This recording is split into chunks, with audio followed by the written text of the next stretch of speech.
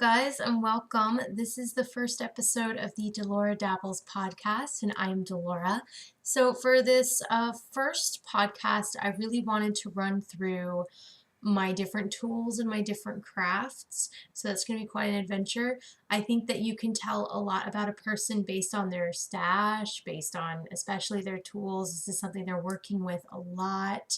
And also, like, I'm not one of those super luxurious crafters, if you know what I mean, like as far as my tools go. I do have a mixture of very nice yarn and very economical yarn. My fiber all comes from Paradise Fibers, so nothing too crazy. I dye my own stuff, so I don't spend money on art dyed things because I fancy myself an art dyer. So who knows, I might treat myself to someone else's work at some point in the future when I have the money to do so. But anyway, for this video, I want to run through the fiber art stuff first and the other stuff next.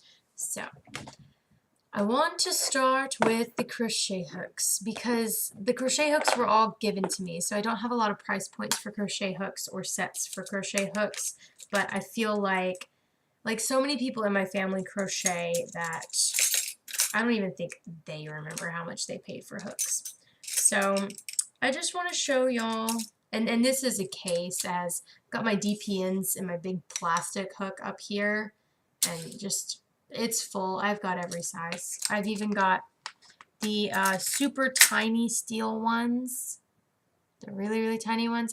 Oh yeah, this is actually the one.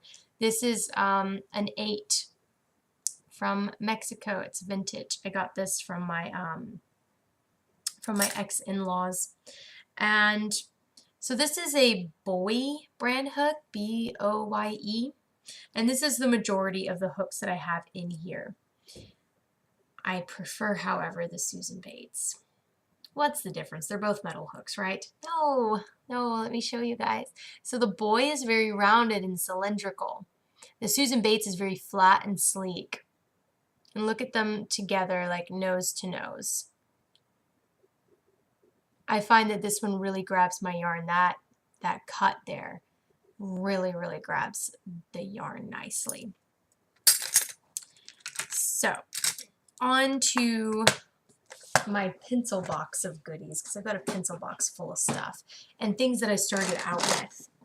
Now, I'm not sure if anyone watching this video is actually starting out or not, but basically when I started out, I just bought plastic circulars and plastic DPNs, and I taught myself how to knit via YouTube. So I'm not really doing knitting tutorials or crocheting tutorials on here because there are so many great people already on here with great cameras, and I know that I can't do a better job than they did.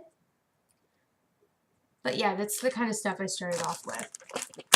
Now on eBay and Etsy there are lots of, and whenever I say lot I mean a lot of a bunch of stuff, like lot as in quantity, of bamboo needles and bamboo hooks. Now I got Tunisian crochet bamboo hooks and I love them. They're great. I'm always going to keep them. They have to be made out of a denser bamboo in order to get that cut. And if you notice, they have that cut like what the Susan Bates hooks have. I love these. I love these so much. And I love Tunisian crochet. I haven't done it in a while. I'm actually planning a project with it. Probably a cowl or something like that. I don't know. Tunisian crochet is also great for color changes. The color changes in Tunisian crochet flat are just, I mean, it's so easy and it's so beautiful, and you don't really have a lot of ends to weave in.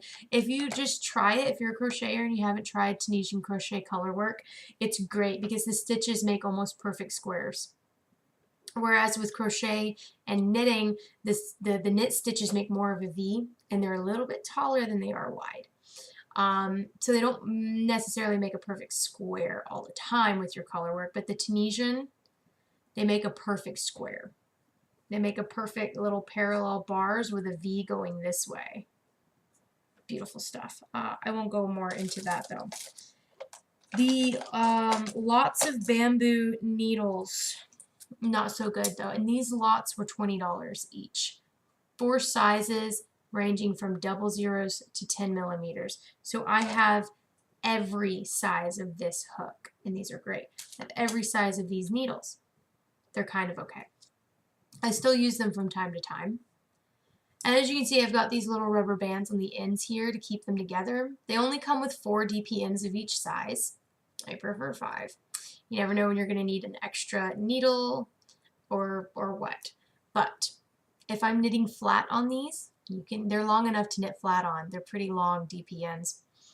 So if I'm knitting flat on these, I just take these rubber bands and I put them on the end of one side and the end of another needle on the other side, and my stitches won't fall off, and I've just converted them to flat. The bamboo that they are made out of, however, and you can even see that this one has bent and buckled, that this one right here has buckled under stress. These smaller ones snap very, very easily. So you can get all of the sizes for very cheap. You can get circulars for hats and cowls and knit them flat for just about anything, but they are fragile and probably not worth the $20 for most people. But I figured I would throw it out there since it is super duper economical. I also want to talk about my hairpin lace loom. I just have a basic hairpin lace loom. I know that there are some really, really pretty wooden ones that go super, super wide. I'm limited to, I believe, 4 inches. This is the Susan Bates one. You can find these on Amazon, not very expensive. Hairpin lace is beautiful. I love it for tape yarn. And I really love crochet for the different techniques it has.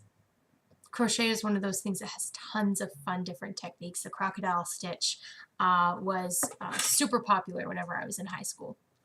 When all of my bamboo smaller needles broke, I was like, okay, I guess it's time to invest in better ones. These are better, but I wouldn't necessarily say that they're great. If you do a lot of socks and you're starting out and you're finding that you do a lot of fine work in the round, like socks, like gloves, these are good. I wouldn't go with wood. The wood kind of makes me a little nervous because I snapped the size ones. I snapped one of the ones. So that's why there's 4 here. My 1.5s are actually in a project right now. That's why you don't see them here. But it snapped along the wood grain while I was knitting stockinette, which tells me that the wood they used might not have been of the best quality. This is the Knitter's Pride Dreams. That said, the rest have survived. I have had them since high school, which was roughly, God, I think 7 years ago. Hold on. 6 or so years ago. 6 or so. We're going to go with 6 or so. The next needles I purchased were the Knit Picks sets. As you can see, I have 2 different ones in here. Why do I have 2 different ones? I didn't know any better. I didn't think to buy circular needle sets from another brand. I just knew that I had bought the wooden ones. The wooden ones didn't come with a case, but the end caps on them are inlaid with metal, and they're great.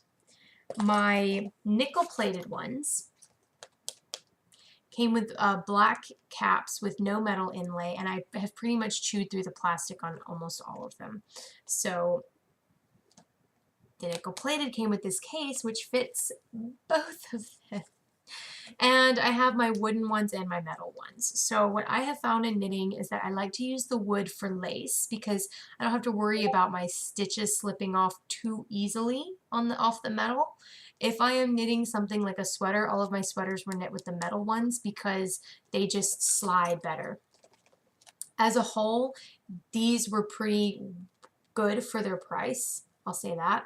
If you're finicky, then you might want to save up and splurge on something better because the joins on these are not super smooth.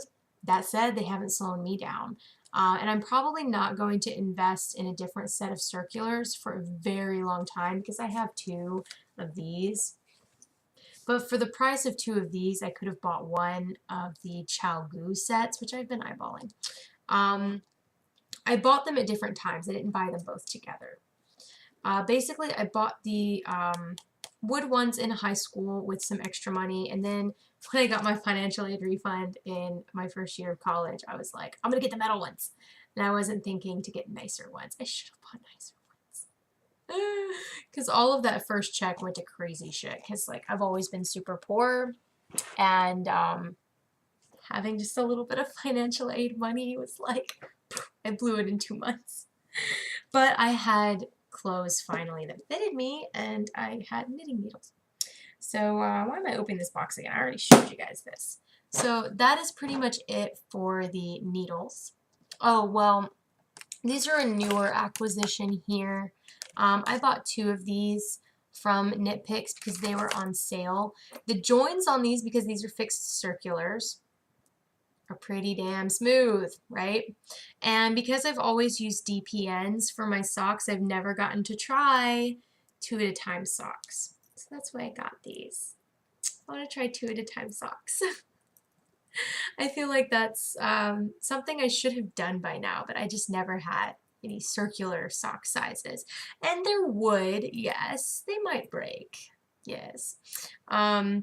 But they were on sale. I think they were like $5 each on Knit Picks. You might want to see if they have any in stock because I ordered them just a week or so ago. Or no, it's been a couple weeks. They only came in the mail a week or so ago, but I ordered them like 2 weeks or so ago.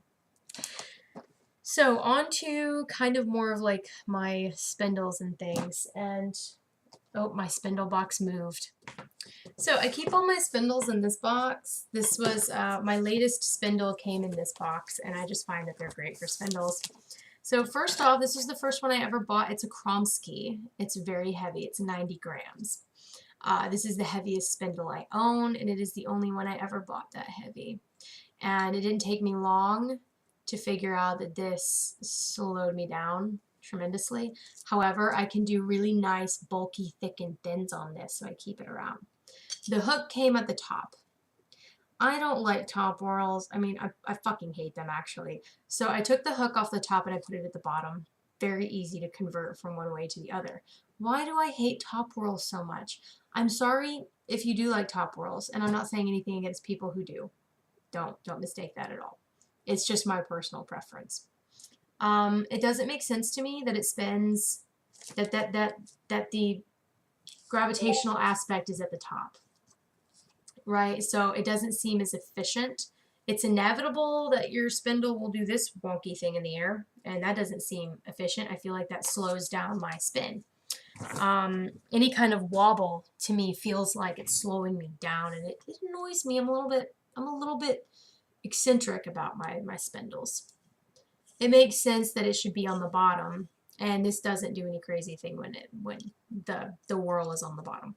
Also, when I am spinning this, because you know you've got your yarn here that you've spun, and then you've got your yarn here, and then you've got your hook, and your yarn is wrapped around that hook.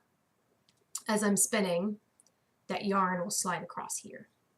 I don't know if that was because I was inexperienced. I did it recently and it didn't happen too bad, but it still happened. And whenever that happens, whenever that piece of yarn is sliding across here, it's unraveling this a little bit. It's unraveling your cob. That's what that is, that chunk of yarn on your spindle. And whenever I first started spinning, it just kept unwinding my cob. So like I would be spinning I was spinning it like this. I would be spinning like this, and then I would just get these like things hanging off like this, which were my flaps of my unspun cob, and then suddenly it would drop because that extra slack would hit the hook and go through and up and just slide around, and I thought I was terrible at spinning, and really what I had was an inappropriate spindle for, I guess, what I was doing. I don't know. The Kromsky is also very slippery up here. I even thought about taking a knife to it and gouging a thing, but then I looked at the nice wood and the Kromsky logo, and I was like, I don't want to gouge this. I don't want to gouge it. I'm a carpenter's daughter. I'm very weird about wood. So I also have, oh, and this one was $20. One of my more, I've only paid $20 for 2 spindles ever. Everything else has been less than that. So this one, I bought 2 of these lace weights for $20. So they were $10 each. And they're really not heavy enough, but I really like them. But they're not heavy enough. So I might put some washers down, so those metal washers down. And for those of you who aren't super hardware knowledgeable, washers are those metal discs that go between a screw and a piece of wood or a piece of plastic that keep the screw from biting into the material that is softer than the metal. So it's just a metal disc. It looks like a little flat metal donut. So put some of those on here, maybe. Weigh them down a bit. Not too much, just a bit, because those are only 12 grams. Those only weigh 12 grams. My favorite spindles weigh anywhere between 30 and 40. So if you're new to this and you're looking for a spindle, anything between 30 and 40 is pretty much ideal. That's medium of the range. What else? What else? What else? This one, yes. I'm currently Navajo plying on this one from a turtle. And I got this one from like a festival for $13. It wasn't a typical like fiber festival or yarn festival. It was like an SCA thing. I had a friend who was in that who would drag me to a lot of fun things. So that one was handmade, and oh god, I just have to show it again because the wood grain is so beautiful on this. Look at that. So beautiful. Very rustic looking. Love it, love it, love it. This, well, I'm going to actually talk about something else first because I bought a lot of stuff from that woman. This is my Turkish. This is a new acquisition. I bought this very recently. All the rest I've had for years. This one was $16 plus shipping. I included shipping. So it's $16 after shipping. This was from Scott's Mountain Crafts on Etsy. I love his stuff. I really want another Turkish, but I just bought a wheel and I'm waiting for it to be made and get here. I bought a wheel from John Sherman of JMS Wheels. He's notorious for taking a long time, but they're handmade. All the parts that can break down are easily replaced with hardware store stuff, and I'm pretty resourceful enough to fix it all myself with that. But yeah, it's a beautiful Turkish. It spins wonderfully. It's a simple one. I like my tools simple. I don't like my tools super elaborate. That said, I'm about to show you guys a tool that is super elaborate. I don't use it often. It's kind of like a pocket spindle, but it is so beautiful. This is one of the early spindles I bought. I bought this shortly after I bought the $13 one. And this one was $20. This was my other $20 spindle. So the whirl comes off. And look how beautiful it is. It's hand carved. This is my only really pretty piece, and I never use it. But if I want a longer shaft, all I have to do is find a dowel of that diameter and shove this on here, and that's cool to me. Also, the thing about removable whirls is that, let's say I do pack a lot of yarn onto here, and my spindle gets too heavy. I can take the whirl off, save myself a little bit of weight. I think this whirl is only 3 to 5 grams. Maybe it might be more. Let me not say that. But you could pack just a little bit more yarn onto your spindle without it snapping and breaking. And whenever you overpack a spindle, you'll know because it just won't act right. But you can take the whirl off when that happens and get just a little bit more done. So like, let's say you have like a handful of fiber left and your spindle starts acting funky and you're like, damn, I'm overpacking it, but I only have this little bit of handful left. Take off the whirl. So I love that about this woman's stuff. She used to be Folk Tales PL on Etsy. She is now Folk Forest, and I will link her shop down below, along with Scott's Mountain Crafts. His stuff is phenomenal. Phenomenal. So from Folk Forest PL, I also ordered 2 of these nail binding needles. I've dabbled a little bit in nail binding. I only know the Oslo stitch, and I've only done swatches. I plan to do a cowl soon. We'll see. Moving on to the other things I bought from her. My brushing board that you've seen me use is from her. It was a $60 brushing board. The shipping was $25 because she's in Poland. So anytime I've ordered from her, I've always either ordered one big thing or a bunch of little things. And so that's what I did. I ordered a bunch of little things, loved her stuff, and then I started saving up for her brushing board, and it's over there on that bookshelf. I think I will get it to show y'all.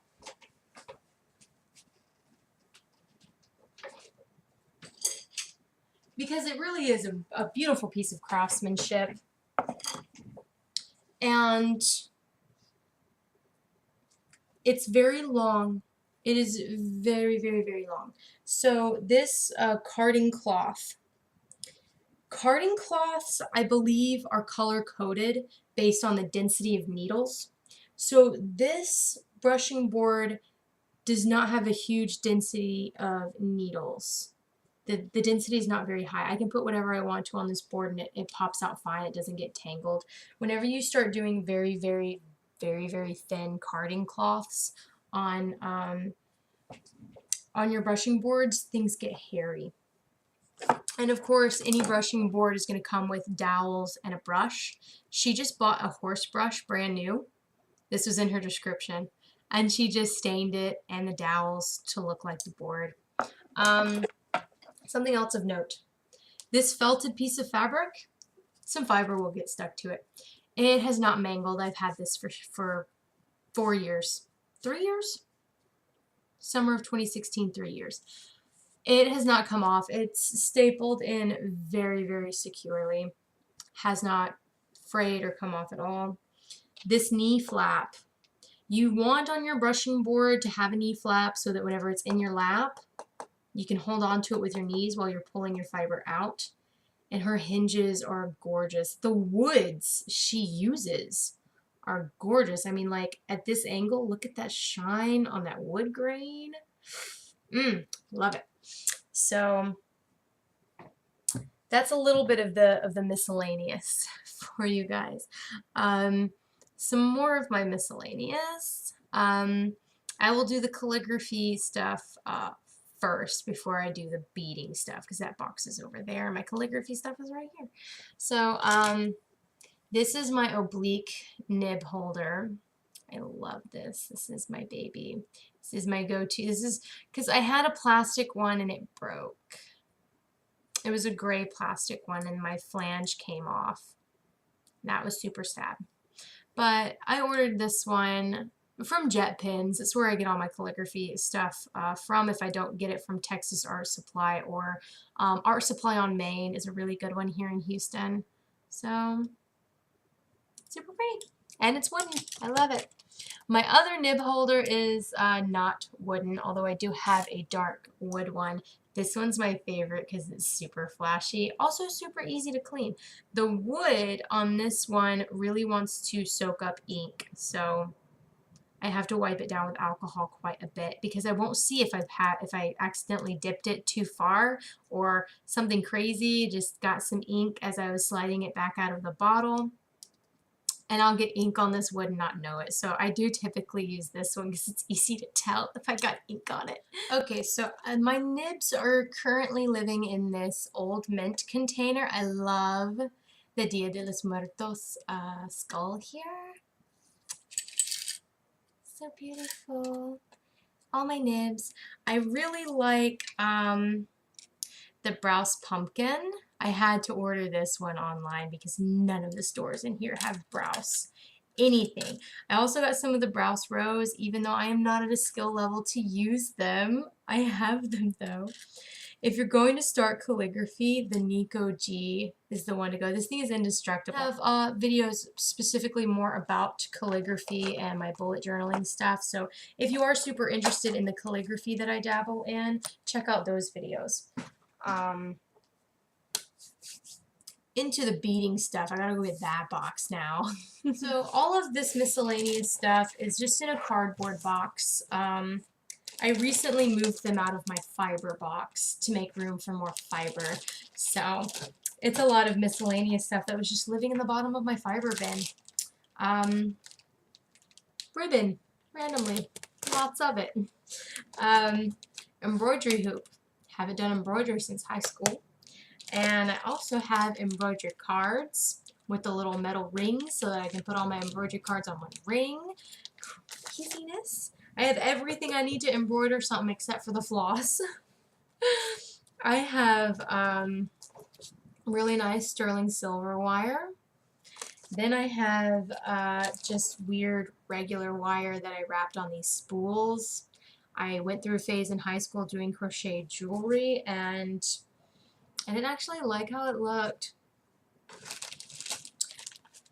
I have the amigurumi eyes. I have the regular sized ones, and then I have the super big ones. Yes, so that's the thing that I did a lot in high school. I have beading wire. This is not memory wire, this is beading wire. I do like to make my own stitch markers. I'll probably do a short tutorial on that at some point. And I am coming up on my spring break, so maybe I'll do that.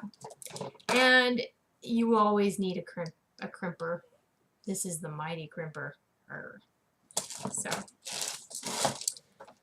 these are just 2 of my bead cases. I have, I think the whole shebang had 8 bead cases on 2 bead shelves.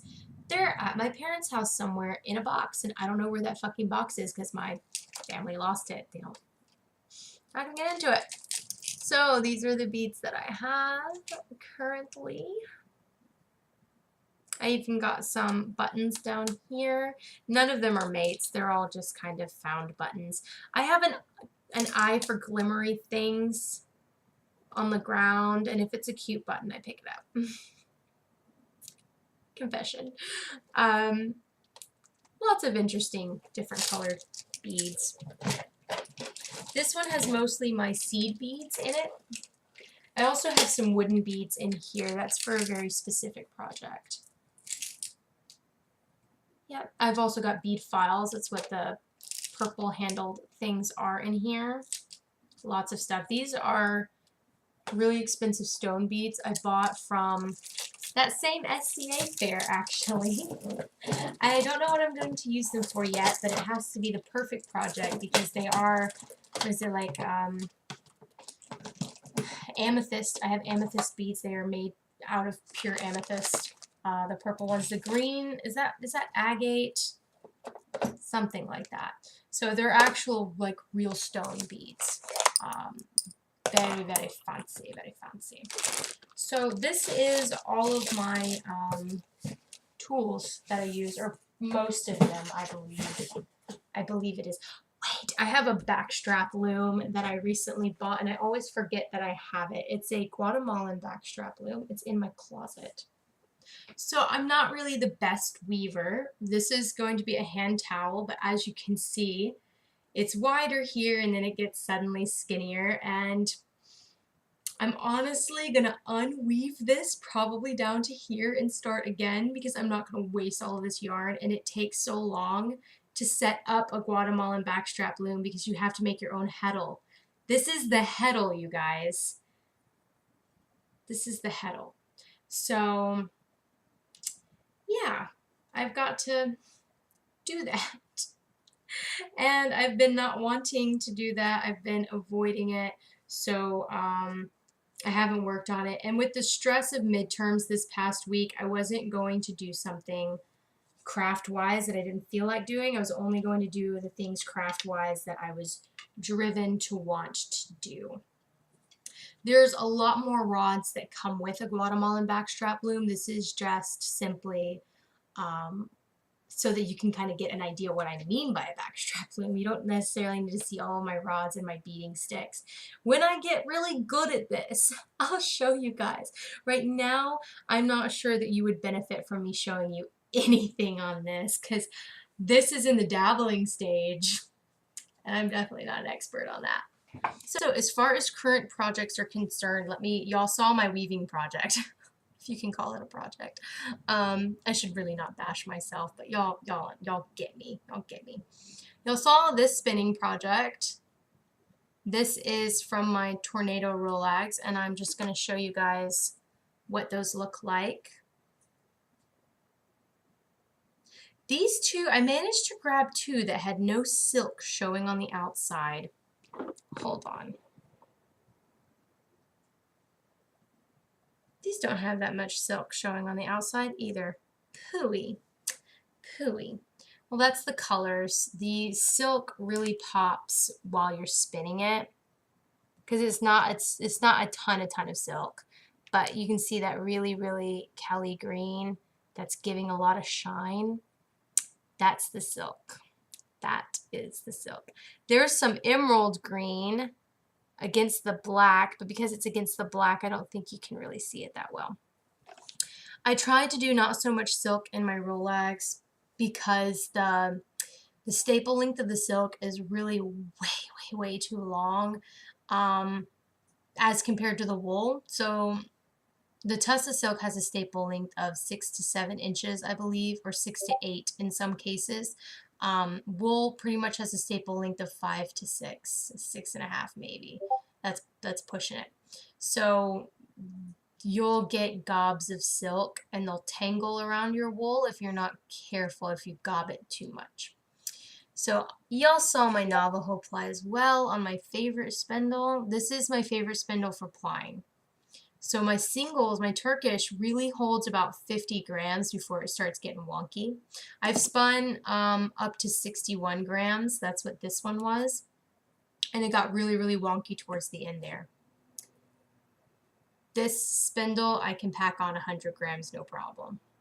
Not a problem. And the shaft is long enough for me to do that. So this is my go-to plying spindle. And I'm just Navajo plying this. As far as knitting is concerned, I have quite a few things on the needles. Quite a few things on the needles. Gotta finish them. These are recently finished fingerless gloves. And these are made out of my hand spun. This is an old project. I just finished the thumbs about a week and a half ago. And they're gorgeous. However, the tops don't stretch. Look at me flexing my fingers. The tops don't stretch. I did a stretchy cast on, but not a stretchy bind off. So because I still have some of this hand spun in the blue and black, I'm going to undo my cast off and redo my cast off. Because I'm just not gonna, if I can fix it, I'm gonna fix it. And it's right there at the cast off. It's not a big deal for me to do that. These are my fingerless gloves. They're half fingerless and they are also out of my hand spun. You can see I tried to get the color pattern to match somewhat, a little bit, but that's really difficult for me to do with my early hand spun because I didn't plan my stripes out very much. And then I just double plied them. I didn't keep any of the colors together. So at the beginning of my skein, this one, the colors stayed together. All of the blue plied with the blue and all of the purple blue sparkle plied together with the purple blue sparkle and then back to the blue. By the time I get to the middle of my skein, it finishes out the blue here and then they barber pole.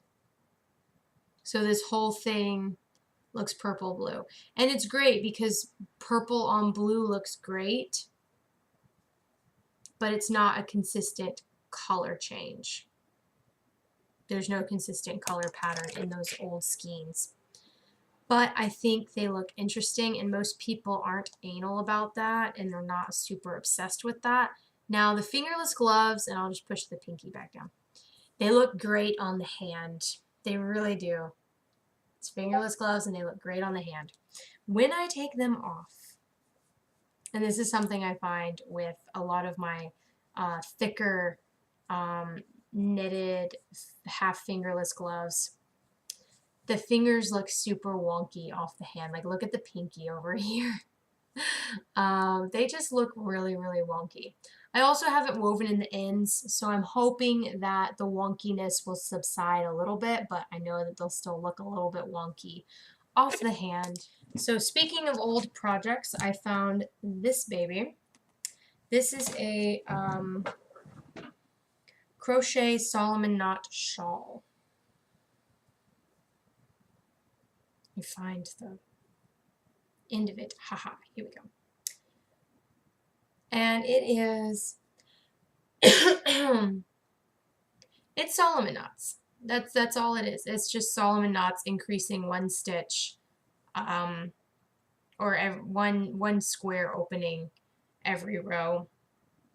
And it's in this beautiful champagne chain yarn. I haven't decided if I'm going to finish this out or if I'm going to rip it out and do something else with the yarn. I'm actually, now that it is spring break, I'm thinking about just finishing it. I'm already more than halfway through with it. So that's an old project I should finish. I need to make the mate to, and let me just pull this one out while I'm at it.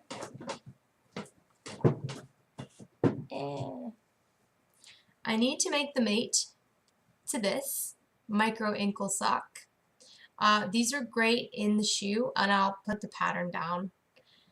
These are great inside the shoe. I wanted these for bed socks though, because these are also my hand spun. I indie dyed this after I spun it, so that's why the colors look very indie dyer kind of style. Indie dyeing your hand spun, there's a bit of a difference between indie dyeing manufactured yarns, so I'm still working out the kinks in that. But yes, I need to do the mate to this at some point. And here is a baby sweater. I already showed my sister this. She's expecting. I'm not going to tell you what she is expecting because she wants to be surprised. I know what she's having. She doesn't know what she's having. Our mom was at the ultrasound, so she knows, and she's very, very quiet about it. I only want to know so that I don't do anything too, you know, like, how do I say this? So, like, if someone's expecting, like, you can do a lot of gender neutral patterns, but there are a lot of baby dresses, and I need to know whether or not I can make baby dresses. So I needed to know what gender the baby was. Most of the stuff I'm going to make for this baby is gender neutral because I want to be able to show you guys, I want to be able to show my sister. My sister watches this podcast, so I want to be able to surprise her as she gets closer to her due date and be like, look what I made for the baby, look what I made for the baby, look what I made for the baby. But if I knit something super gender specific, her surprise is going to be spoiled, and she wants to be surprised when she gives birth. So yeah, there's that. When cleaning out my fiber box and my spinning box, I did come across a lot of old projects. That's why I'm saying, oh, this is an old project, because I just recently found them when I organized last weekend, and I found this. I'd completely forgotten I even made this. So there's a really, really funny story behind this one. I had a really crazy ex-girlfriend who loved coffee. And this was my first like serious relationship with another woman. So I was like, oh my God, we need matching Starbucks koozies that are all like pride. And so I did black merino with rainbowed silk, and I Navajo plied it. And I know I knit two. I never wove in the ends and used mine. So I found this and I was like, oh my God, I forgot I made this. I forgot I did that yarn. Oh my God, no. Where's the other one? I gave it to her. And, you know, she's got it and she probably threw it away. And that makes me super, super sad because bitches will throw your shit away and not care that you made it. And, but I still have one of them at least. And I need to weave in the ends on it, even though I don't drink a lot of coffee. They're just really cute. It's a really, really cute piece. This was another old project that I was like, I really need to finish this. Like, I just really need to finish this Like now is a good time to do that. This is a shawl that I cast on years ago, probably like 3 or 4 years ago. It is the Mermaid Song shawl from the unofficial Harry Potter Knits. It's unblocked, so the lace pattern is really difficult to make out, but I'm very, very close to finishing it. I literally just have a few more short rows and then the bind off, and then to block it. Here's the thing though. I don't know how I'm going to block something this big. I don't have any blocking tools or any sponge boards or supplies or anything, so that is going to be interesting. I'm probably going to lay out what few towels I have to do it. But this was my first beaded work, and the green beads on the purple silk pop so well. And my color did a funky thing. Oh my god, that's so weird. Anyway, maybe it needs my white ass face to serve as a white ball balance for you guys. But yeah, those green beads make such a pop on this purple. So pretty. And I was really glad because I didn't have a lot of those green seed beads left. So everything that I had in my project case for that were the only beads I had left. I just put them all in there. I think I had 5 beads left after it was all said and done. If you're going to do something beaded, pre-count your beads to make sure you have enough of them. So glad I had enough. Gonna finish that, and next time y'all see me, it will be done and blocked. Say that with conviction. And hopefully this will be plied. I do plan to center ball ply this. And what I mean by that is this is the center of my turtle. So I'm going to tie this string to the outside string, which is on one of these corners here. Yes, yes, right here, right here. And I'm going to tie these together like this. And then you just unravel from the outside while you pull from the inside and ply them. It's my favorite method of double plying. It's the whole point of getting a Turkish spindle, because I could center pull ball something while I was spinning it. It takes a little longer to spin when you're doing that because you're spending a more time wrapping, like a little bit, not a ton, just a little bit. But you don't have to go back and fuss with your spindle and try to put it through a ball winder and then ply it. You just pop it straight off of your Turkish, let it sit. You don't have to touch it. You don't have to put any more energy into it than that. Let it sit for a couple days, let the twist rest, and then ply it. You don't have to put any more work into it after that. I would rather do more work at one time than to have to repeatedly do a little bit of work all the time, if that makes any sense. I'm also really into efficiency.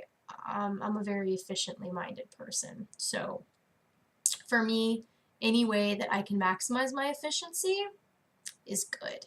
It's my favorite thing. So I hope in this first episode you have an idea of the kind of person I am, and you like what I do, and you can definitely tell a lot about a person from their tools. So yeah, if you enjoyed this podcast, please subscribe, share with your friends, let them know so that I can get more subscribers and do more perks like, I don't know, being able to make my own thumbnails for my videos and instead of having really weird screenshots of me doing, you know? So until next time, happy crafting. Bye-bye.